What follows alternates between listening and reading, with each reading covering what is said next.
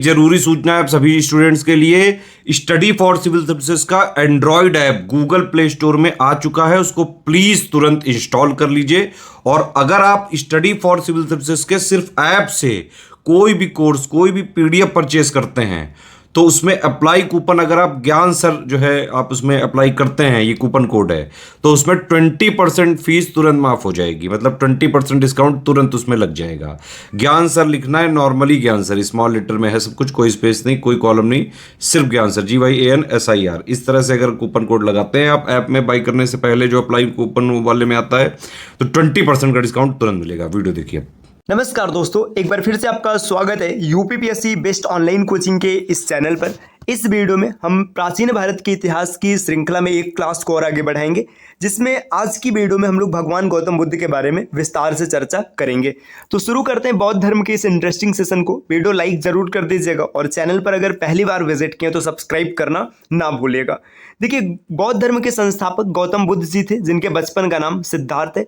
यह प्रश्न कई बार पेपर में बना है, गौतम बुद्ध के बचपन का नाम क्या था? सिद्धार्थ। इनका जन्म 563 ईसा पूर्व कपिलवस्तु लुम्बिनी नामक स्थान पर हुआ था। गौतम बुद्ध जी को कई उपाधियां प्रदान की गई, जिसमें से कुछ प्रमुख उपाधियों के नाम यहाँ पर दिए गए। शाक्य सिंह, शाक्य मुनि, एशिया का ज्योतिपुंज, इसको इंग्लिश में कहते हैं द लाइट ऑफ एशिया, महावैद्य, वैद्यराज, सर्वार्थ सिद्ध, विभज्यवादी, तथागत, देशबल, अंगिरस, शाक्य वंश के महात्मा, त्रिछत्रधारी, लोकनाथ शास्ता, गुप्त युगीन, मन कुंवर अभिलेख में इन्हें सम्यक संबुधा और स्वमत विरुद्धा कहा गया। तो देखिए, सम्यक संबुधा और स्वमत विरुद्धा कहाँ कहा गया है? मनकुंवर अभिलेख में। ये भी बिंदु महत्वपूर्ण है। इसके बाद इनके पिता का नाम दिया। इनके पिता का नाम शुद्धोधन, राजा शुद्धोधन था। माता का नाम माया देवी था। दोस्तों, इनका पालन पोषण किया था सौतेली माता प्रजापति गौतमी ने, क्योंकि इनकी माता की मृत्यु बचपन में ही हो गई थी। इनकी पत्नी का नाम यशोधरा था। यशोधरा को कपिलायनी नाम से भी जाना जाता था, जो कि शाक्य कुल के सुप्रबुद्ध राजा की पुत्री थी। तो देखिए, इनके पत्नी का नाम यशोधरा महत्वपूर्ण है, याद रखिएगा। इनका एक पुत्र था जिनका नाम राहुल है, राहुल के बारे में भी याद रखना। इनके गुरु, देखिए, प्रथम गुरु अलार कलाम है ना, ये प्रश्न बना है। और दूसरे गुरु रुद्रक राम पुत्र। तो दोनों क्वेश्चन इंपॉर्टेंट है कि गौतम बुद्ध के प्रथम गुरु कौन थे और गौतम बुद्ध के द्वितीय गुरु कौन थे। इसके बाद इसमें देखिए और आगे दिया गया, इनका जो प्रथम उपदेश है, जिसे कि धर्म चक्र प्रवर्तन के नाम से जाना जाता है, ये उपदेश इन्होंने ऋषिपत्तनम के मृगदांव सारनाथ में दिया था। तो ऐसा प्रश्न कई बार बना है कि महात्मा बुद्ध ने अपना पहला उपदेश कहाँ पर दिया था? तो महात्मा बुद्ध ने अपना पहला उपदेश सारनाथ में दिया था। सारनाथ में अगर जगह का नाम पूछेगा तो ऋषिपत्तनम के मृगदांव में। प्रथम वर्षावास सारनाथ के मूल गंधकोटी विहार में इनका प्रथम वर्षावास था। महावि निष्क्रमण, मतलब जो गृह त्याग इन्होंने किया था, 29 वर्ष की अवस्था में इन्होंने गृह त्याग किया था। ज्ञान प्राप्ति 35 वर्ष की अवस्था में निरंजना नदी के तट पर ये हुआ था। यहाँ पे उरुवेला ये स्थान है। देखिए, नदी कौन सी है? निरंजना नदी। ये प्रश्न कई बार बनते हैं। अंतिम वर्षावास वैशाली के वेलू ग्राम बिहार में हुआ था इनका, है ना। मृत्यु, जिसे कि महापरिनिर्वाण का नाम दिया जाता है, ये 483 ईसा पूर्व को 80 वर्ष की अवस्था में कुशीनगर के मल्लगढ़ राज्य में हुआ था। तो कुशीनगर में मृत्यु हुआ है, ये प्रश्न भी इंपॉर्टेंट है। तो इनका जन्म, इनकी मृत्यु, गृह त्याग, इसके बाद प्रथम उपदेश, जिसे कि धर्मचक्र प्रवर्तन कहते हैं, ये सब बिंदु याद रखिएगा, पेपर में क्वेश्चन बन सकता है। एक क्वेश्चन और बनता है कि बौद्ध ग्रंथ जितने, उनकी भाषा कौन सी? तो इनकी भाषा है पाली भाषा। ये भी याद रखिएगा, ये भी क्वेश्चन बन सकता है कि बौद्ध धर्म की भाषा कौन सी? पाली भाषा। अब यहाँ पर कुछ और बिंदु दिए, बुद्ध के प्रमुख शिष्य और अनुयायी। तो भगवान गौतम बुद्ध या फिर महात्मा गौतम बुद्ध के प्रमुख शिष्य कौन कौन से, एक एक के बारे में विस्तार से समझते। महाकश्यप, महाकश्यप यह मगध के ब्राह्मण परिवार से संबंधित है। प्रथम बौद्ध संगीति के अध्यक्ष महाकश्यप थे। ये भी प्रश्न बनता है कि प्रथम बौद्ध संगीति कहाँ पर आयोजित की गई थी? तो ये राजगृह में आयोजित हुआ था। प्रथम बौद्ध संगीति के अध्यक्ष कौन थे? महाकश्यप। महाकच्चायन, प्रवज्या से पूर्व इनका नाम नालक था। देखिए, जब ये प्रवज्या नहीं हुआ था इनका, तो इनका नाम क्या था? नालक था। यह अवंती वासी थे और अवंती में बौद्ध धर्म के प्रचार का श्रेय इन्हें ही दिया जाता है। सारीपुत्र, प्रवज्य से पूर्व इनका नाम उपतिस्य था। सारीपुत्र की जन्मस्थली नालंदा थी। आगे दिया है मौदगल्यान, प्रवज्या से पूर्व इनका नाम कोलित था। तो देखिए, प्रवज्या से पूर्व भी इनका नाम याद रखना, और बाकी इसके बाद इन्हें नया नाम क्या दिया था ये भी याद रखिएगा।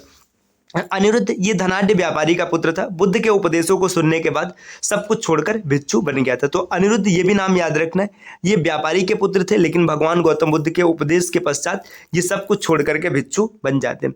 इसके बाद आनंद, आनंद के बारे में क्या दिया, यह बुद्ध का व्यक्तिगत सेवक, अंग परिचायक एवं प्रिय शिष्य था।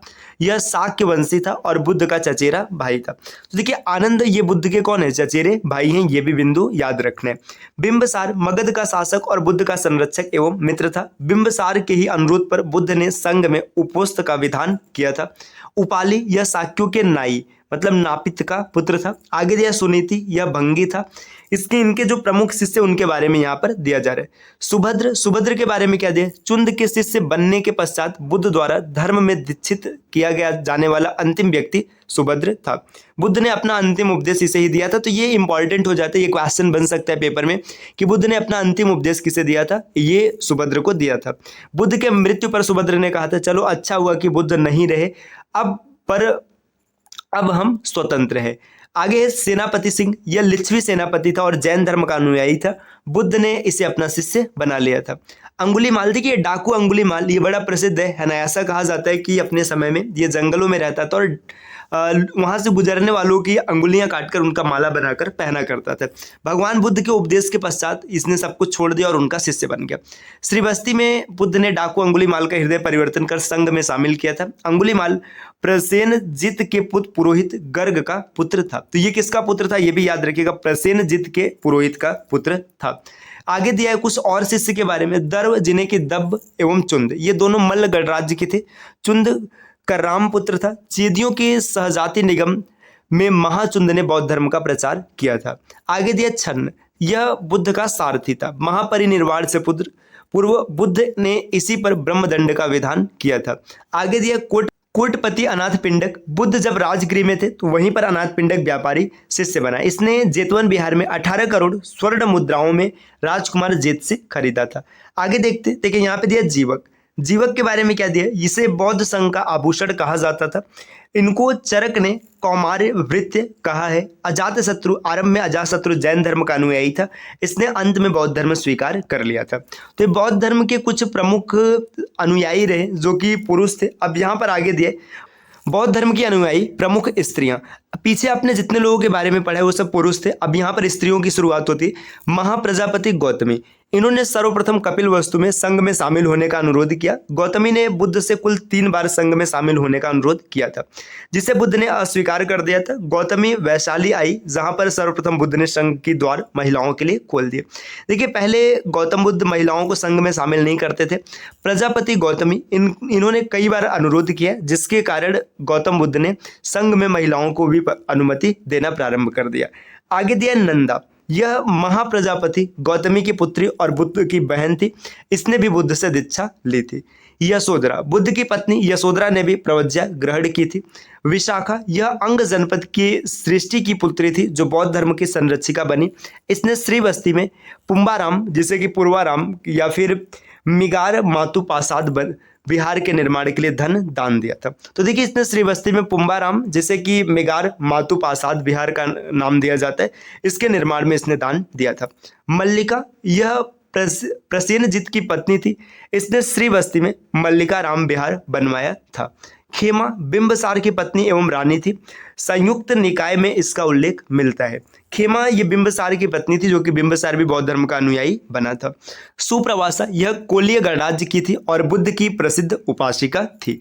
आम्रपाली, यह वैशाली की गणिका थी। गणिका मतलब नगर वधु थी। इसने भी बुद्ध धर्म स्वीकार किया था। वजीरा, ये एक भिक्षुनी थी। तो ये भी क्वेश्चन बन सकता है कि वजीरा कौन थी। तो ये बौद्ध अनुयायी बनी जो कि भिक्षुनी थी। इसने संयुक्त निकाय में शुद्ध संखार पुंजों की घोषणा सर्वप्रथम की थी। धम्मदीना थेरी, यह राजगृह में रहने वाली थी। तो राजगृह में से किसका संबंध है, धम्मदीना थेरी से। पटाचारा, इसका जन्म श्रीबस्ती के एक पूंजीपति परिवार में हुआ था। थेरी गाथा ने इसके द्वारा लिखे गए गीत प्रसिद्ध है। तो देखिए थेरी गाथा में जो गीत लिखे गए ये किसने लिखा है, पटाचारा ने। और आगे बढ़ते हैं दोस्तों, यहाँ पर देखते हैं क्या दिया है। देखिए अब यहाँ पर दिया बौद्ध संघ के अधिकारी। देखिए बौद्ध संघ के प्रमुख अधिकारियों को क्या कहते थे, नौकंबिक, ये निर्माण से संबंधित अधिकारी हुआ करता था।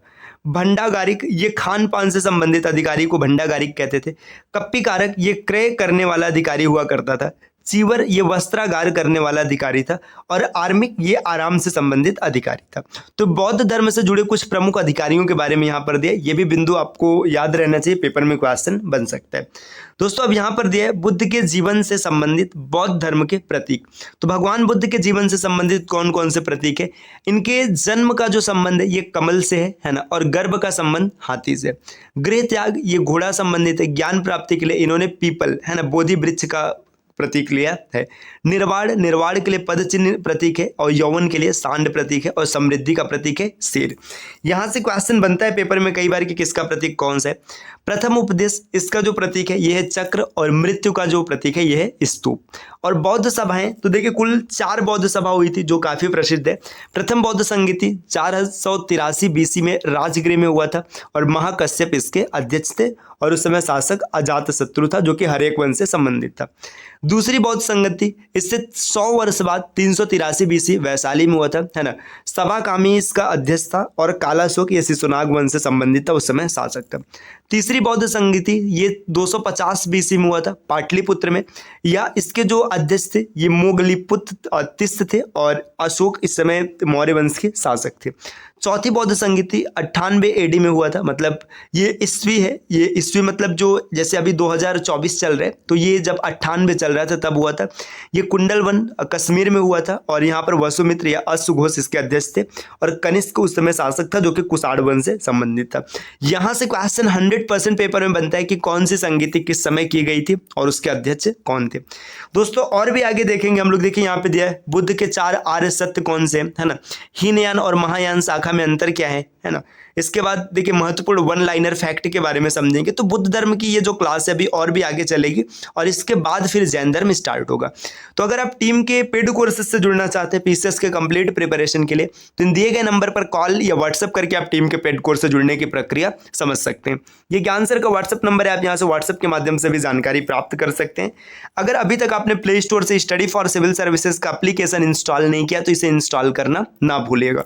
एप्लीकेशन के माध्यम से आप किसी भी कोर्स को परचेस करते समय अगर कोड अप्लाई करते हैं ज्ञान सर, तो आपको अप टू 50% डिस्काउंट देखने के लिए मिल सकता है। मिलते हैं दोस्तों आपसे नेक्स्ट वीडियो में, तब तक के लिए नमस्कार।